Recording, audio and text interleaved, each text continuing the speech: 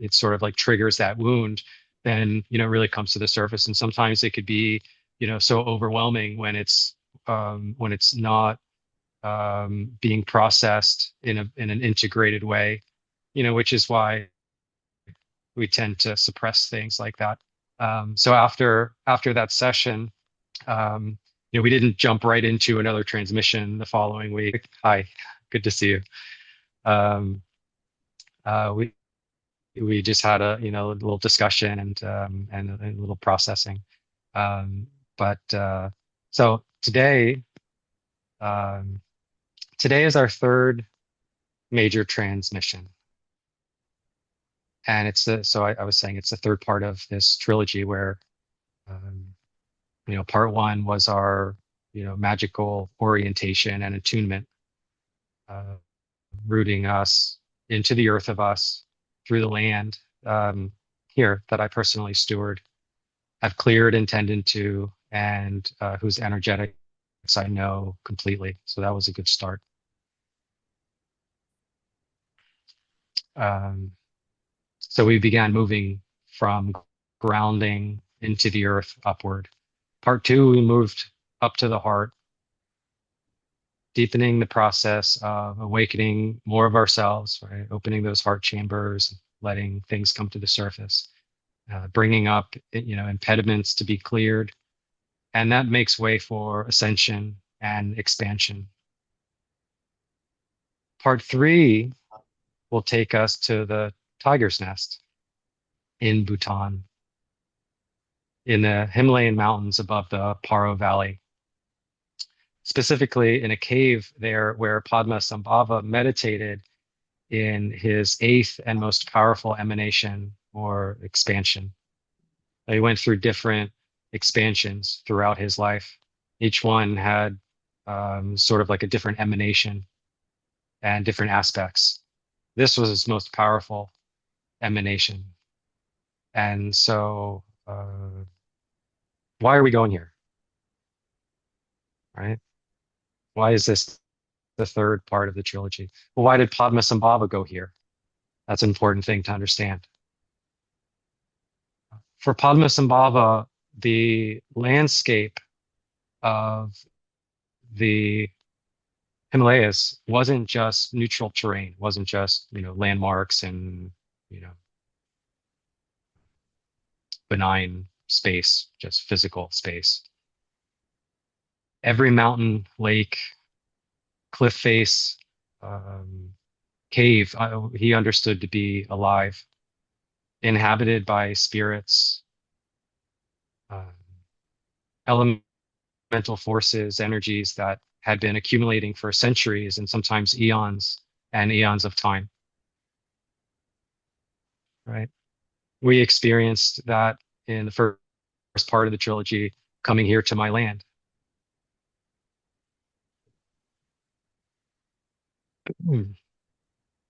Um, right. So some of these places have beneficial or high frequency energy. These are power spots.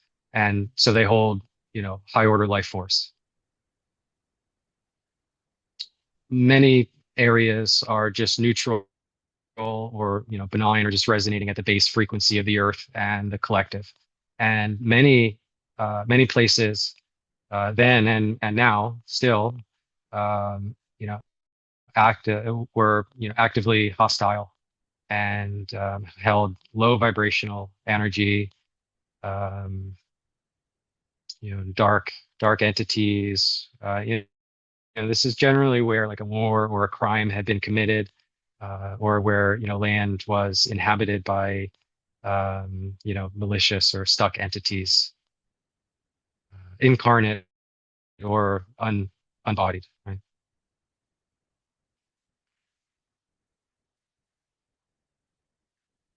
While I'm talking, if everyone could just get a little more present, right? Because the energetics are starting, so we'll just try to create a little more cohesion. Right? So, where was I? Right. So a place where uh, violence occurred holds that imprint. in the land, just as a place where realization or expressions of love hold that imprint too. So what Padmasambhava was essentially doing is what we could consider energetic cartography, right? Uh, Identifying the most important nodes and energetic nodes in the landscape and transforming their dominant quality from obstruction or separation to liberation, right? So, he could feel, um, the splits or areas where, low vibration or negative consciousness was um, embedded into the land. And through his meditation, um, he would transmute it, transform it. So the tiger's nest was one of these most powerful nodes in Bhutan. And so that's why he went there in his most extreme form and did some of his most powerful work.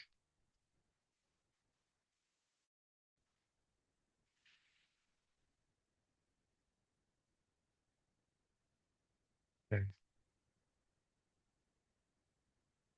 So we're going to start the energetics now because the setup takes a little bit of time.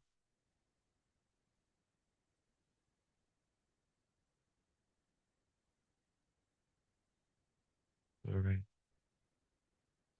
I'd like for everyone to be as attuned to the group field as possible. So the subjugation wasn't annihilation. He didn't come in and just, assess the situation, see some negative entity and go into completely dissolve or annihilate it. Um, it was actually through recognition, right? That he attained through self-realization. So he was able to recognize his own true nature. And so that gave him the ability to see the nature underneath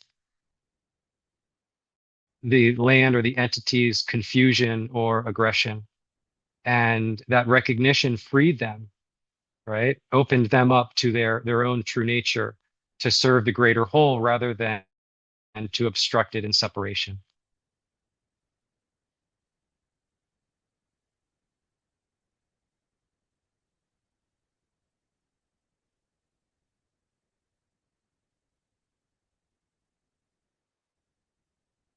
The most powerful obstructions, when met with awareness, right, rather than opposition, when you don't have a charge, it becomes the most powerful protector, right? I have plenty of experiences in my life that I could share on this, and I'm sure you guys do too.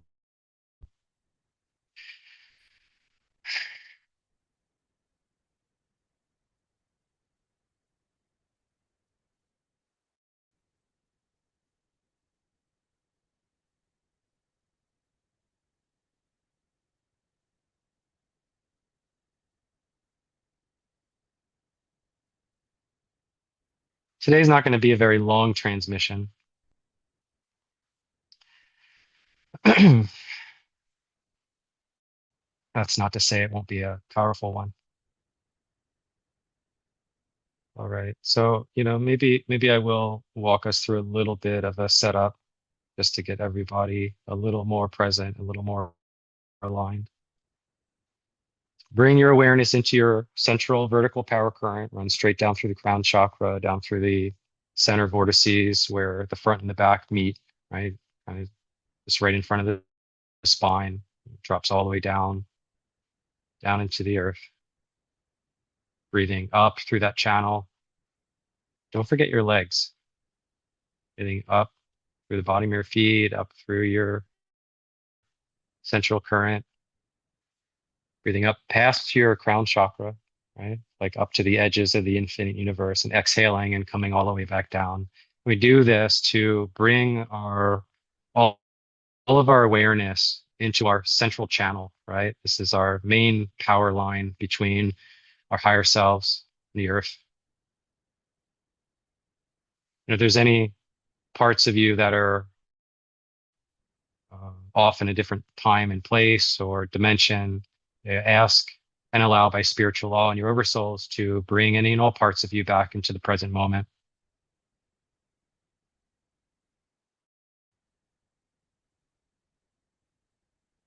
All right, much better. Now we have some cohesion starting.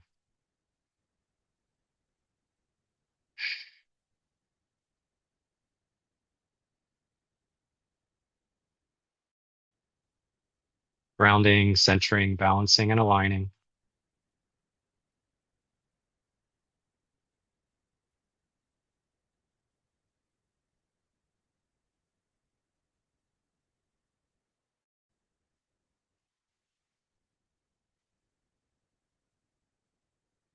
You have any stiffness or rigidity, you don't feel that fluidity, right?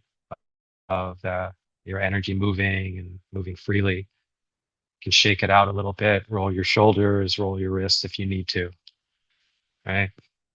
And break down some of that stiffness, breathing up and down that central vertical power current. We ask and allow by spiritual law and oversouls to ground, center, balance, and align our atlas and axis.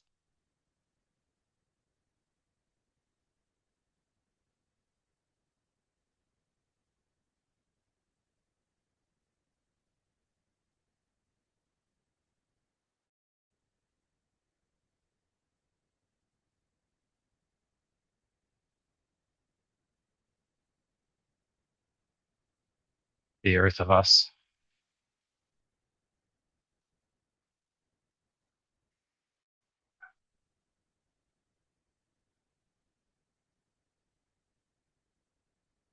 Balancing our elements.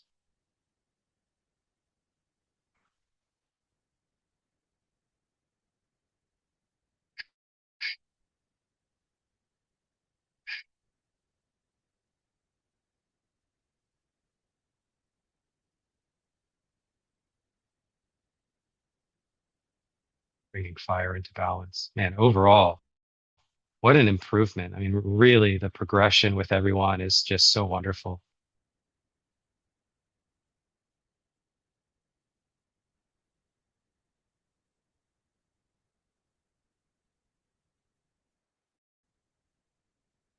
Rotating our metals, minerals, and ores.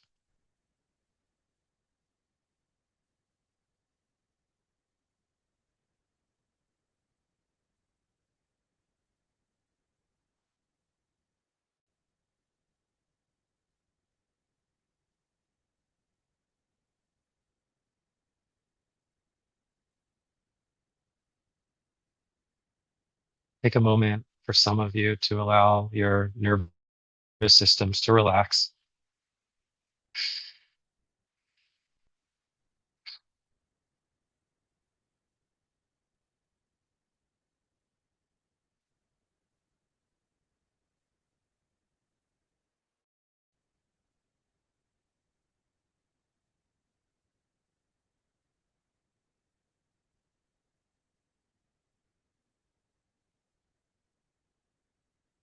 And your hearts to soften.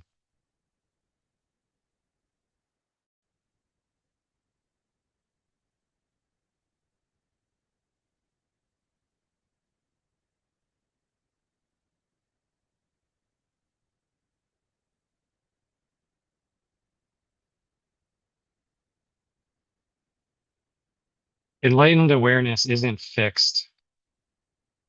I see a lot of people doing meditations where they fix towards one point or one form, but it's not fixed. Like true enlightened awareness, it moves fluidly.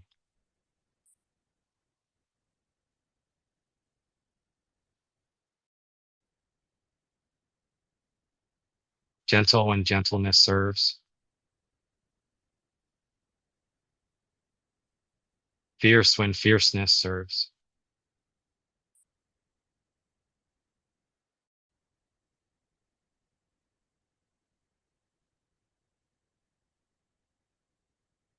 But don't hold so tight, right? Scholarly when scholarship serves, royal when royalty serves. Give yourself the freedom to be flexible, to move with nature, with spirit, where you need to go.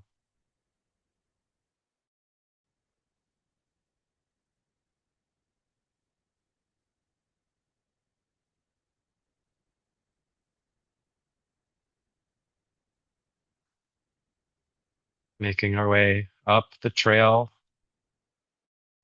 to the tiger's nest.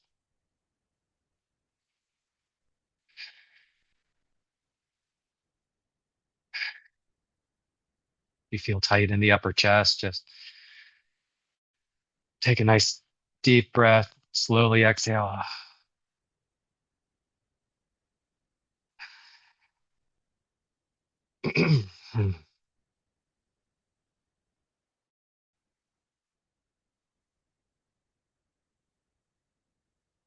Getting closer to the tiger's nest.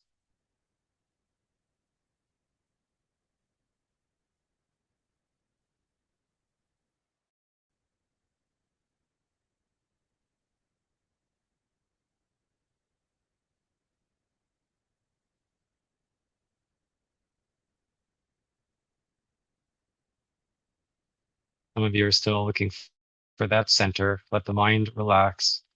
It's not a doing of the mind. It's just a letting go. We naturally have that buoyancy towards ourselves, right? It's a totally natural thing. And that's our constitutional position. So the more we let go of the resistances that we've created, the more we align to our true nature. So if it's not happening, try less.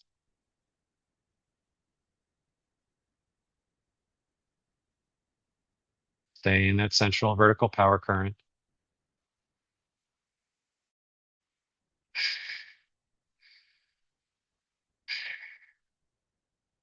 Balance out through your entire field, right? Breathing up, letting spirit come down, right? That ascended ascension, right? Energy to come through from above, that power and grounding through the earth and the body coming up through below.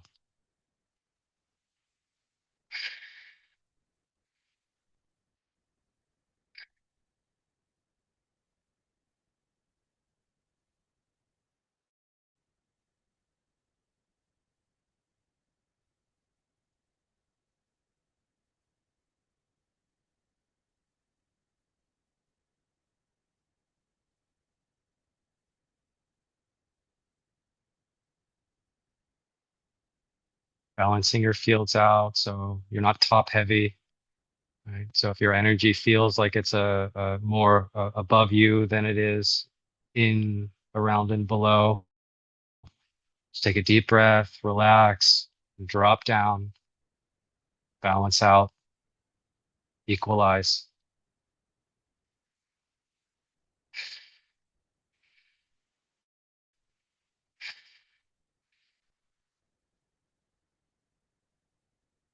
Job.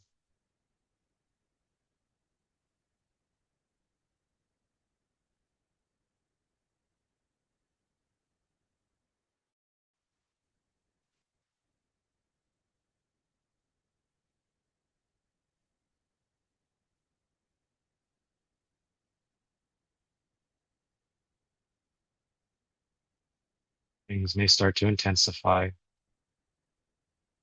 We are now at the entrance of the tiger's nest in Bhutan. It's important here to um, have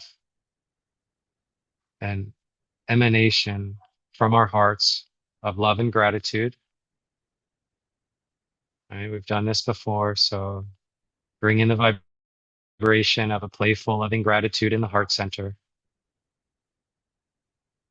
Check your business at the door. Right? Any luggage, any baggage, we're going to leave that at the door. If you've ever gone to a temple and entered the temple room, there's usually a bell. You usually hear people knock before they enter. We're making ourselves aware through our energetic signature that we're ready to enter the temple.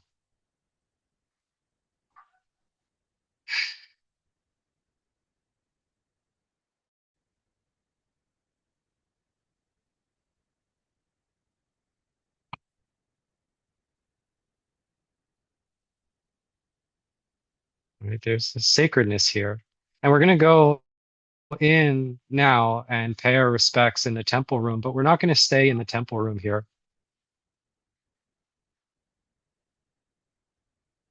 So come in, feel the embrace of the collective consciousness of all that who wish and dream in, of, and through this place, the residents that reside there, the deep meditators,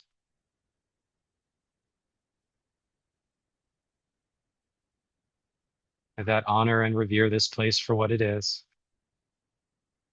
Give a bow,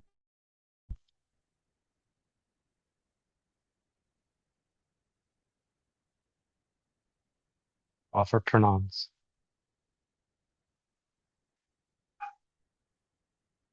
and take a step back.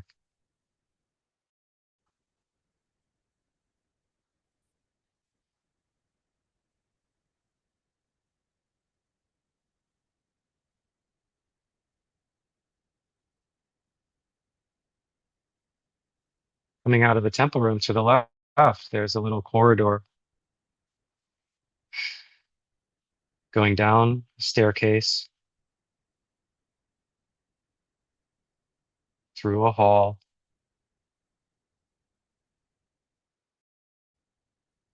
to where the wall is open to the granite cliff edge beneath.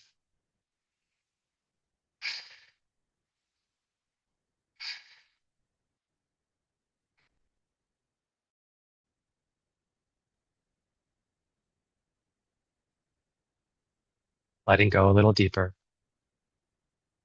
things will begin to intensify.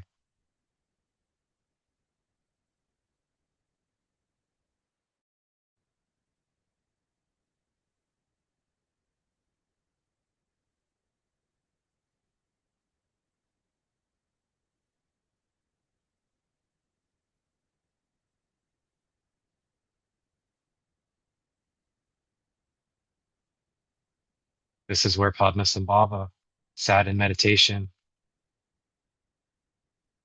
for 3 months after entering that final and that eighth emanation in his life here.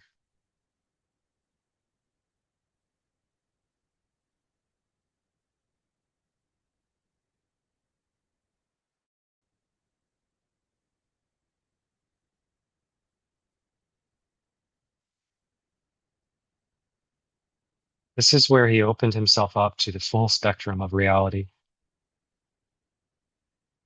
It's hard to quite understand what that means.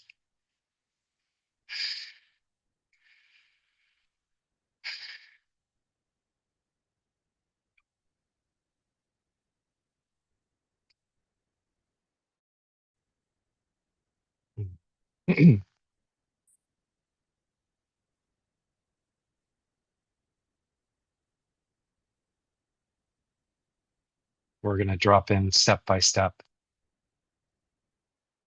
because to step into his full power at its peak is too much of a shock to the system.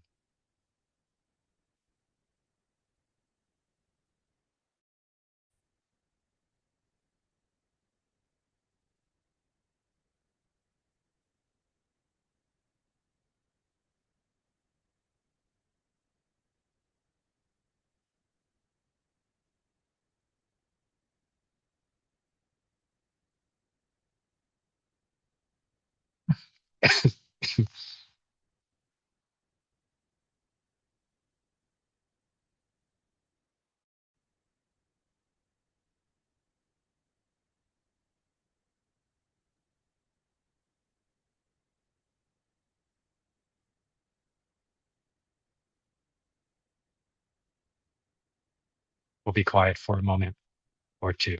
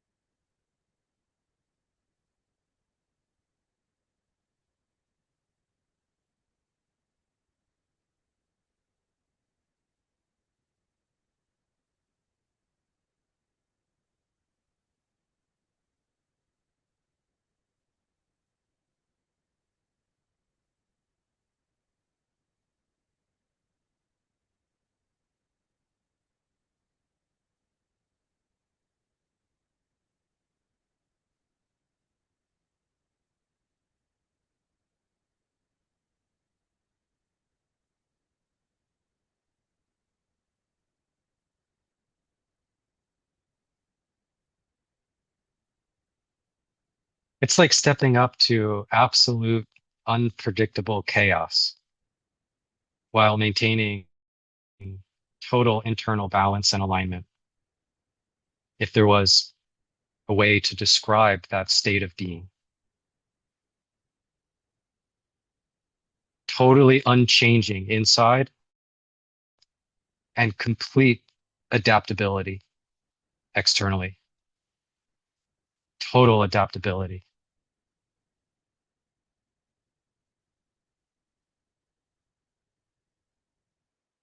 totally fluid.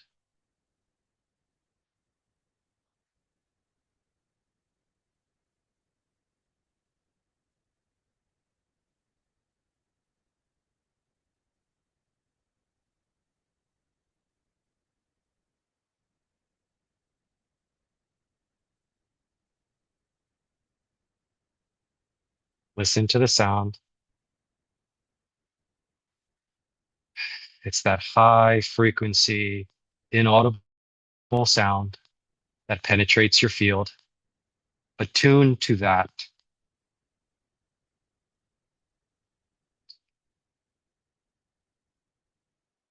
Relax a little deeper.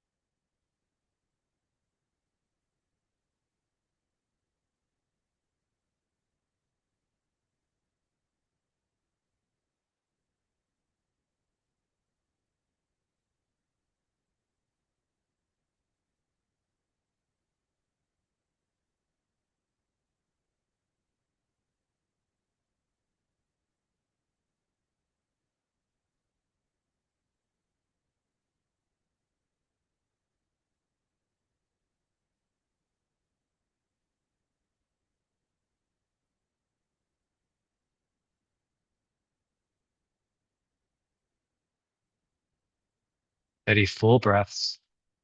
I advise not to shallow breathe.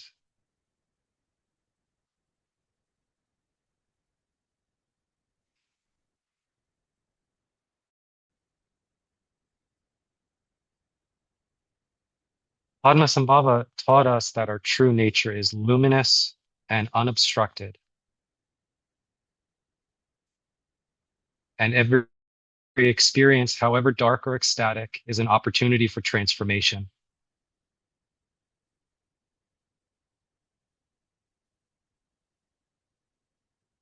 In your own experiences, investigate to see what's in the way of that. What judgment do you have? What belief system are you holding on to?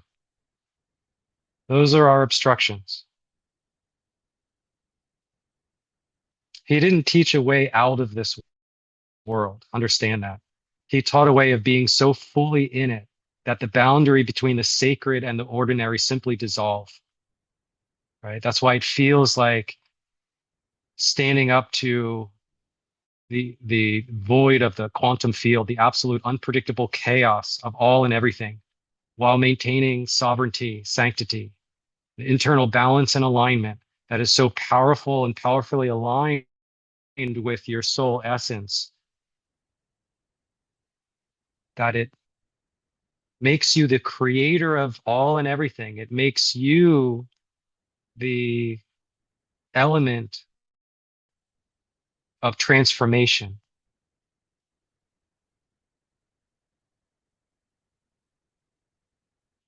His inner nature never changed. Pure open awareness, no masks, no belief systems, no judgment.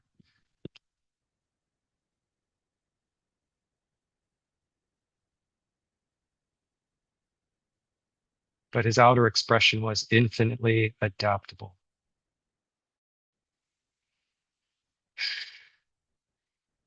Allow that level of resilience to increase in vibration in your fields.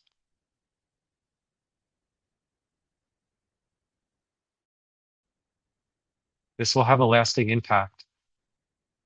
Some of us really need it.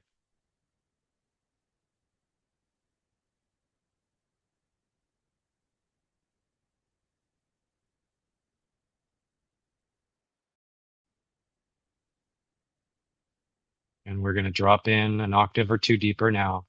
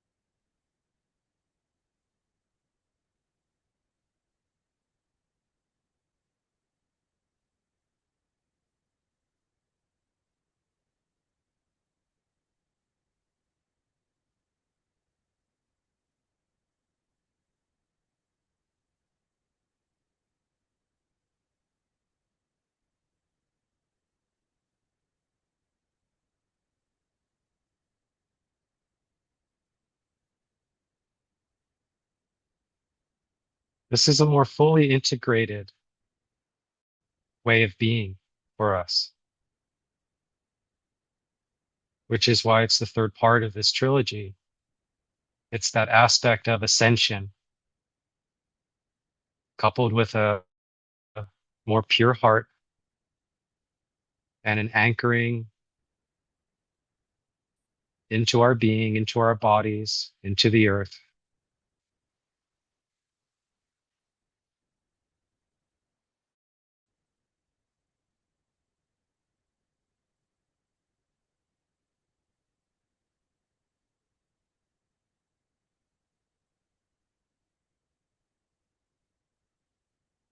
This reinforces our reality and makes everything more real, more expressive.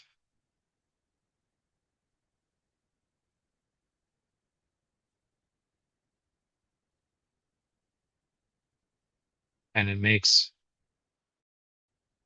more things possible.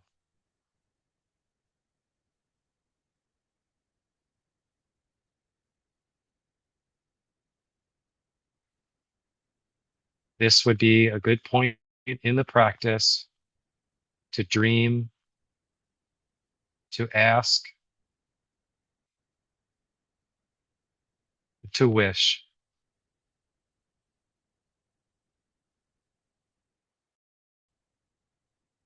So if something is coming up in your hearts, do that now.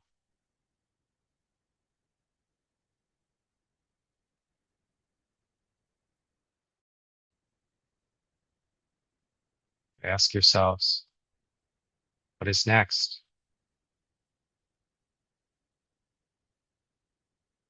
What will fully satiate and support my evolution, my creations, myself, my heart?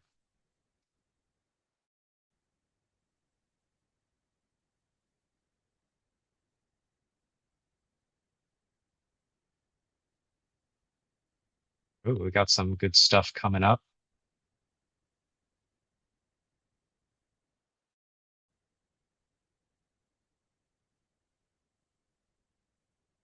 Lots of golden light. Great.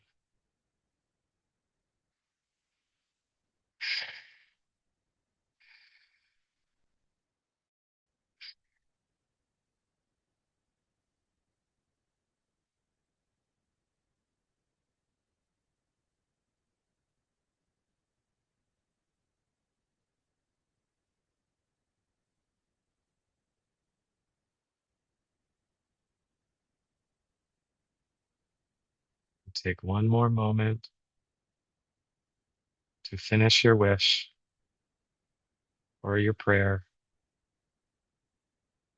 and we'll start to come back.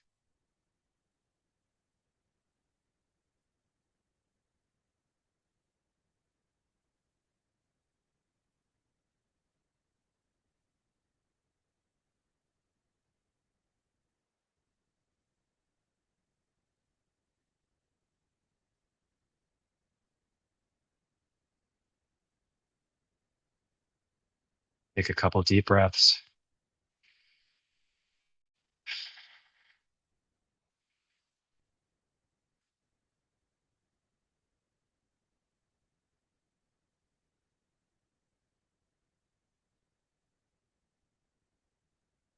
Integrating and consolidating.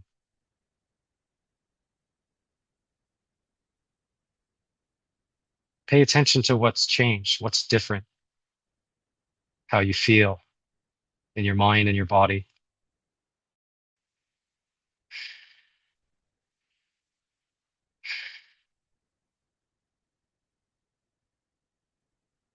What's changed.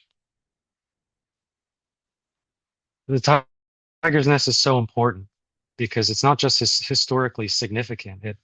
It's understood to be charged with the presence, with Padmasambhava's presence in a way that is still active and accessible. Do it this way. So meditating at the tiger's nest isn't just visiting a monument. It's entering a field of transmission that he deliberately planted there for future practitioners who weren't born at that time. For us, he did that, for us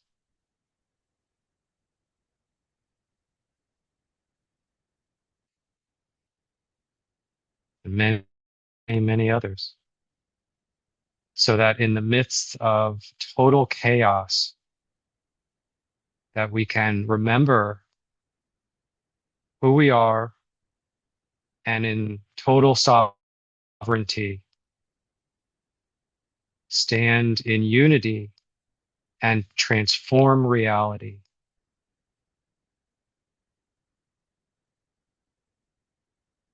And the highest timeline that we can remember, right?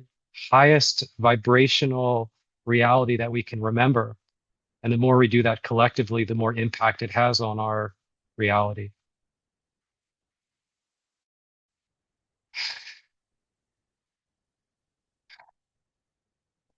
Okay, coming all the way back in.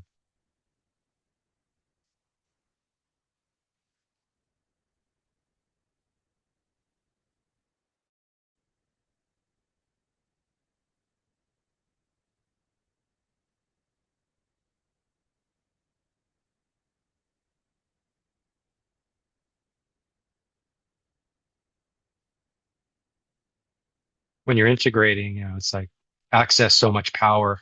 You want to just get it all the way grounded down through the body. And sometimes it's difficult. Like this is quite a bit of power. So just relax, breathe up through that central vertical power current and then drop as deep down as you possibly can. Bring it all the way down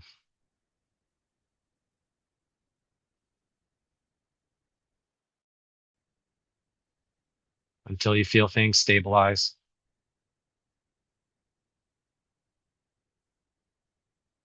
There we go. Much better.